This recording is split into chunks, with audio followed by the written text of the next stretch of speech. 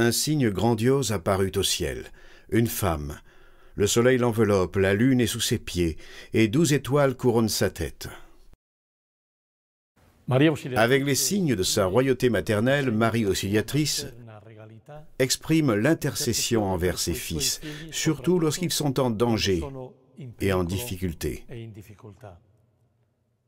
Don Bosco, avec les garçons de l'oratoire, a toujours connu la puissante aide de Marie.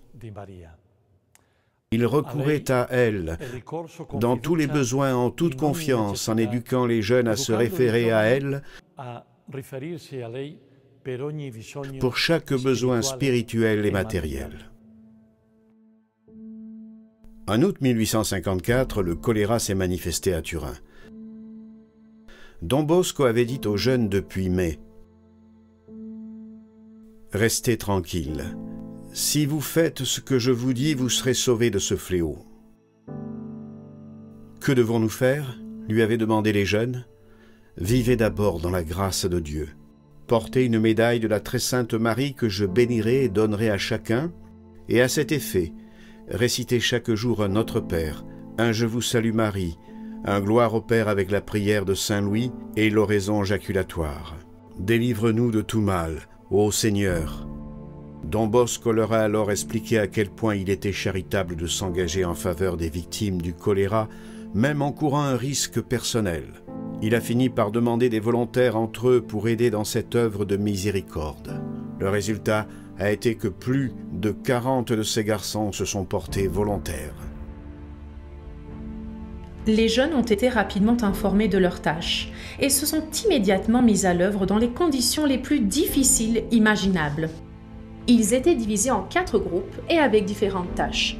Aider dans les lazarets, soigner les victimes chez elles, chercher des personnes abandonnées par leurs proches, et un dernier groupe était de garde à l'oratoire, en attendant leur prochaine intervention. Don Bosco était un excellent exemple pour tous, avec son dévouement inlassable pour les malades et les mourants, mais les jeunes devaient encore surmonter une grande répugnance face aux victimes de l'épidémie. Les cas de choléra augmentaient de jour en jour.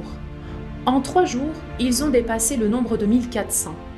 La région la plus touchée était celle de Valdocco, où se trouvait l'oratoire. Et alors que de nombreuses familles ont été complètement détruites, aucun des jeunes et du personnel de l'oratoire n'a été infecté. Cela a duré plus de 2 mois et a laissé les jeunes complètement épuisés. Mais finalement, le pire de l'épidémie de choléra est passé. Et tout comme Don Bosco l'avait promis, grâce à la protection de la Sainte Vierge, aucun des jeunes n'a contracté la maladie. Don Bosco a pu faire cela parce qu'il était un homme de grande foi et il formait les garçons avec le plus grand soin à la manière chrétienne de comprendre et de vivre, en recommandant la fréquence des sacrements, en encourageant la pratique des vertus avec des compagnies appropriées, en promouvant parmi les jeunes l'apostolat de la charité concrète et active, en confiant en l'aide de Marie très sainte. Impegno. Faisons un geste concret de service et de charité envers ceux qui en ont besoin.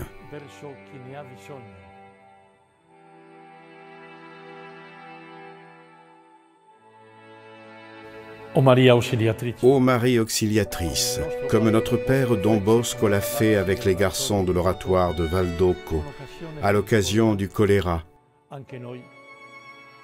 Nous aussi, dans un monde touché par l'épidémie de coronavirus, nous voulons, en tant que famille salésienne, exprimer notre confiance filiale à ton cœur de mère. Réconforte les malades et leurs familles, soutiens les médecins et les professionnels de la santé, aide tous les membres de la société et les dirigeants. Accueille tous ceux qui sont morts à cause de cette épidémie. Surtout, renouvelle en chacun de nous, dans nos communautés et nos familles,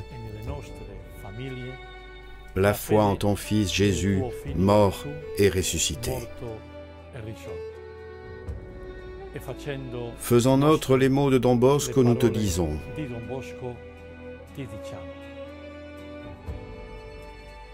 Ô Marie Vierge puissante, Vous êtes la grande et illustre protectrice de l'Église. Vous êtes l'aide merveilleuse des chrétiens. Vous êtes terrible comme une armée en ligne de bataille. Vous qui seul avez détruit toutes les hérésies dans le monde entier. Protégez-nous dans notre détresse, dans notre lutte et dans notre défense difficile contre l'ennemi. Et à l'heure de notre mort, accueillez nos âmes au paradis. Amen.